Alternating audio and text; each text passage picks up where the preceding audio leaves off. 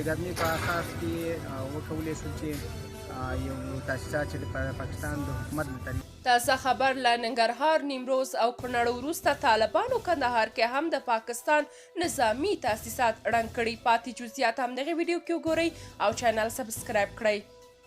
د 215 البدر قل اردو د سرحدي ځواکونو لخوا د کندهار په ریګستان په سیمه کې تر فرضي کرښې دې خواته رادار او هغه تاسیسات ونړول شول کوم چې د پاکستاني چارواکو لخوا هلته د استخباراتي موخو لپاره ځای پر ځای شوي وو. په اساس کې وکولی شو چې یو تاسیسات چې د پاکستان د حکومت له طرفه په فرضي کرښه باندې راوښتي وو نو هغه تاسیسات مو وران کړل.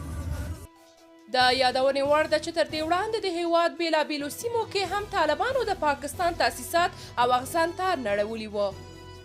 درنو لیدونکو، تاسو که د دې موضوع په اړه کوم نظر لرئ کومنټ کې شریک او چینل سبسکرایب کړئ.